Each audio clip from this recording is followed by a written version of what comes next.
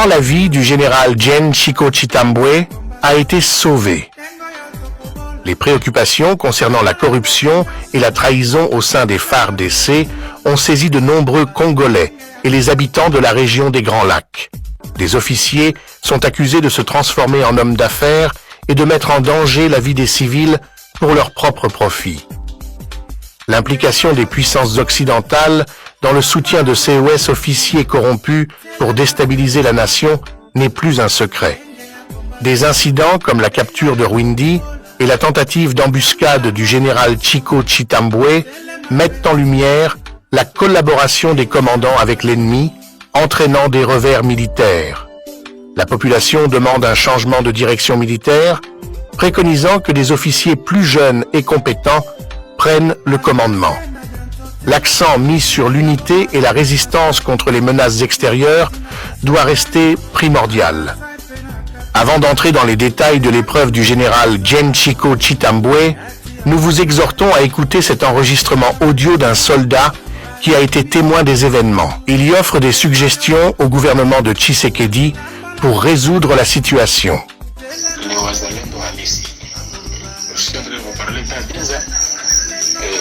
Zone qui est actuellement la tourture qui reste entre les mains de Wazalendo. Mais je vais faire cette idée pour dénoncer vraiment parce que c'est avec regret même que je suis en train de le faire. Les vrais traîtres, parce qu'on est en train d'assister aux arrestations de quelques hommes politiques, bien sûr, qui sont en connivence avec l'ennemi, c'est là ce qui est en train de se dire. Mais les vrais traîtres les plus dangereux sont les commandants qui sont en train de faire les opérations, de commander les opérations étant en connivence avec l'ennemi. Et pour être clair, je vais parler de ce qui s'est passé hier et aujourd'hui aux lignes de front dans l'axe nord, Rwindi, Binza, parce que c'est là que nous sommes. Hier, c'était vers 12h20, nous étions à Kisegour avec les commandants FARDC qui étaient au front, les deux majors de je vais cacher les noms. Et nous, notre mouvement et ces deux majors, on se disait qu'on doit attaquer Kinyandoni. Pourquoi? Parce qu'on a appris que les éléments qui sont à Kinyandoni, les éléments militaires qui sont à Kinyandoni, une grande partie est partie vers Rwindi pour prendre la direction de 17 km l'axe de Tchumbi.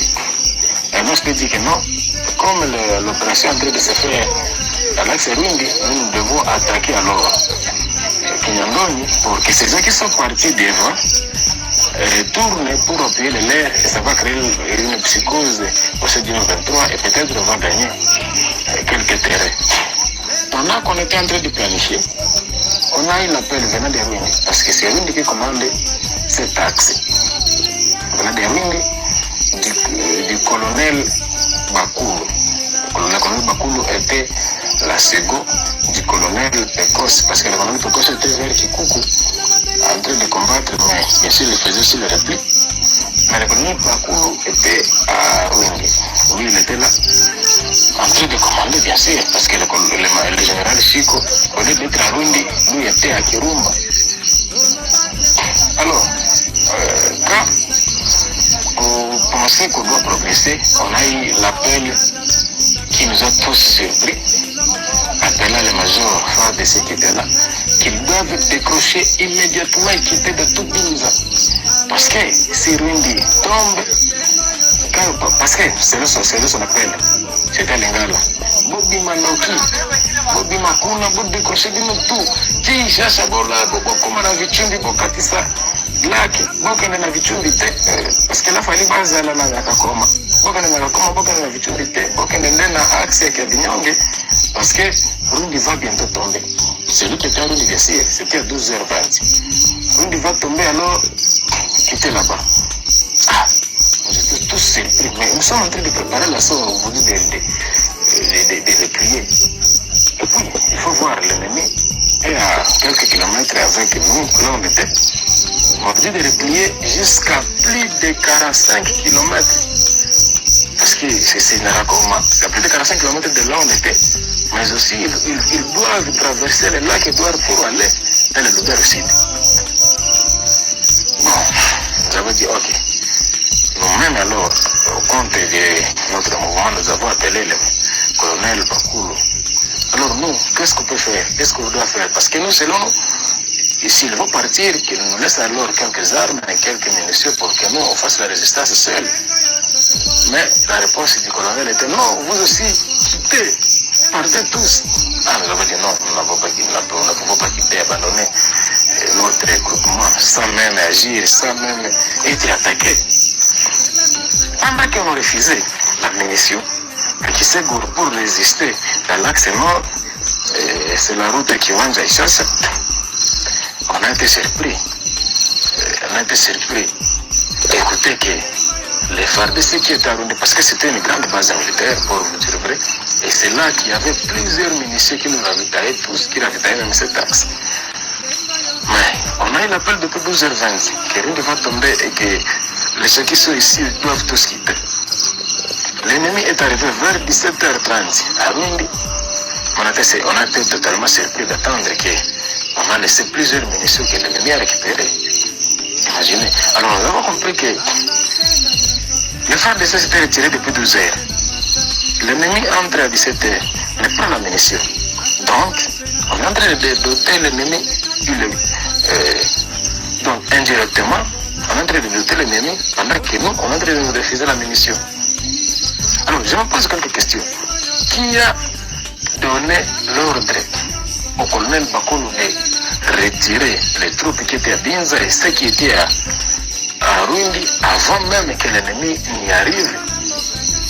Et puis, après leur départ, l'ennemi entre comme si c'est un roi qui est en train de venir dans ce royaume. Mais aussi, comment on nous a refusé, nous, la munition, mais ils retournent avec ça? Mais malheureusement, ceux qui sont à Ruindi, là où l'ennemi va atterrir, abandonnent leurs munitions pendant qu'il y a plus qu'une demi-journée. Bon, nous savons tous que le commandant opération actuellement, c'est le général Chico. Mais nous ne pouvons pas dire que c'est lui qui avait appelé, qui avait ordonné le retrait des phares de ces stages, je ne sais pas. Actuellement, nous restons. Parce qu'après leur départ, personnellement, moi, je suis resté à Kisegourou, dans la Tifesse, où le camp militaire occupait les phares de ces. Et nous avons été vraiment désolés d'apprendre que partout où ils sont habillés sont de partir, nous sommes restés seuls. Et bien sûr, nous n'abandonnons pas, nous sommes en train de faire la résistance. Et c'est là que nous demandons aux Congolais qui pensent qu'ils peuvent appuyer la résistance de nous contacter parce que nous sommes seuls. Les quelques groupes, par exemple le FPP Bar AP du général Capito, qui était aussi à Binza, ils étaient quitter. Bien sûr, parce que nous savons que ce mouvement travaille avec l'ennemi, mais malheureusement, c'est le mouvement-là qui est proche des autorités militaires qui commandent cet axe. Vous voyez? Mais nous, qui n'avons aucune relation avec le M23, nous ne recevons rien comme appui militaire. Mais ceux qui sont soupçonnés de travailler avec le M23, ils reçoivent l'appui militaire. Il faut se poser des questions. Parce que là, je ne pense pas si ce sont des politiciens qui dotent, mais ce sont des commandants militaires qui sont en train de faire tout ça. Et donc, s'il faut arrêter, s'il faut gagner la guerre, on va commencer par identifier, arrêter ces traîtres. On ne sait pas comment. On ne sait pas vraiment comment on va gagner la guerre. On change les commandants, on se des FARDC à cause des trahisons. Mais la personne qu'on va vous amener fera la même chose que la personne qui a été arrêtée. Donc, on ne comprenons pas ça. Le business, l'affairisme, je l'avais encore dit, l'affairisme, l'ampleur de l'affairisme que prend cette guerre nous permet de dire que ce n'est pas aujourd'hui ou demain que cette guerre prendra fin. Alors, ceux qui veulent nous appuyer ou nous contacter peuvent nous contacter sur notre ligne, le plus 243 99 12 98 606. Ok, bon, le général Chico Chitambwe a échappé de justesse à une embuscade mortelle grâce à son escorte lourdement armée qui l'a protégé. Bien que les insurgés du M23 soient apparus, ils ont été rapidement maîtrisés. La question persiste, comment ont-ils localisé son emplacement? Ce mystère nécessite des prières pour nos courageux héros.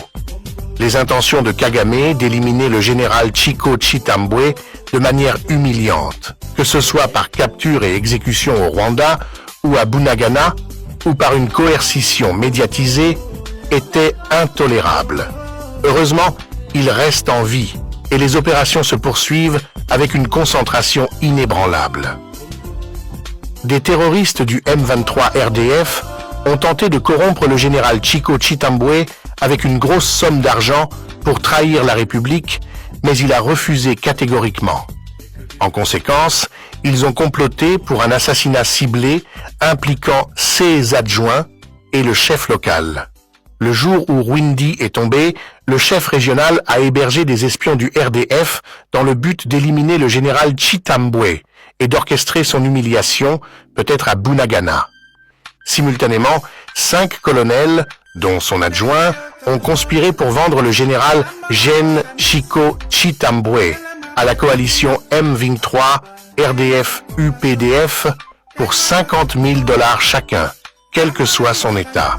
Leurs actions comprenaient la distribution d'uniformes des FARDC aux ennemis et l'ordre de retrait des soldats des FARDC sans en informer le chef des opérations. Heureusement, un capitaine vigilant a découvert le complot, avertissant le général Genchiko Chitambwe à temps pour éviter la capture par les agresseurs rwandais, lui sauvant finalement la vie. Heureusement, les gardes vigilants du général ont contrecarré ce plan et l'ont évacué rapidement de la zone dangereuse.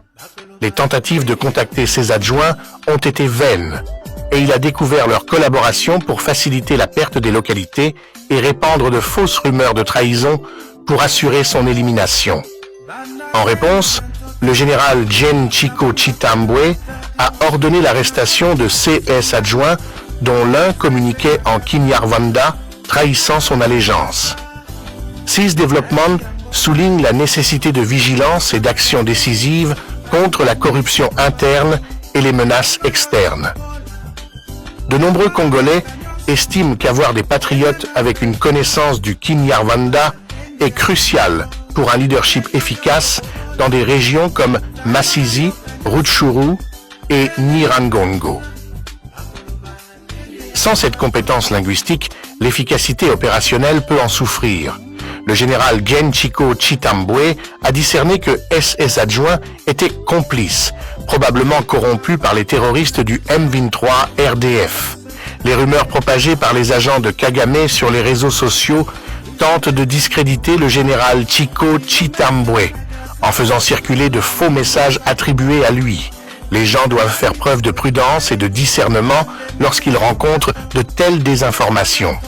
En outre, nous ne devons pas oublier une autre tentative d'assassinat contre le général Falsikabwe qui a échappé de justesse. Les sources rwandaises ont initialement annoncé sa mort, pensant avoir réussi leur mission. N'oublions pas l'importance de prier pour les soldats des FARDC et les courageux héros qui affrontent des menaces internes et externes, les adversaires internes étant les plus dangereux. Les récentes remarques suggérant que le véritable problème en République du Congo ne réside pas chez le président actuel, mais chez l'individu qui a autorisé les accords d'intégration et de réconciliation aboutissant à la triste disparition de Mamadou Ndala ont des implications profondes. Ce sentiment résonne avec beaucoup, surtout lorsqu'on considère le ciblage flagrant du général Gen Chico Chitambwe, dont la présence perturbait les forces ennemies. Le lien entre ceux qui attirent la colère de Kagame et de ses complices et leur ciblage ultérieur devient alors évident. Lorsque Kagame et ses agents se fixent sur une personne, il devient clair que cette personne constitue un obstacle significatif à leur agenda. De plus, leur incapacité à influencer les officiers des FARDC par la corruption les pousse à recourir à des tactiques sournoises, comme en témoignent les embuscades orchestrées contre des figures comme le colonel Mamadou Ndala. Le fait que des individus spécifiques soient ciblés pour la persécution par des forces externes souligne l'importance de leur rôle dans la résistance à l'influence extérieure et la sauvegarde de la souveraineté nationale. Cela en dit long sur la menace qu'ils représentent pour les agendas de ceux qui cherchent à manipuler et à exploiter les ressources du pays à leur profit. De plus, les tactiques insidieuses employées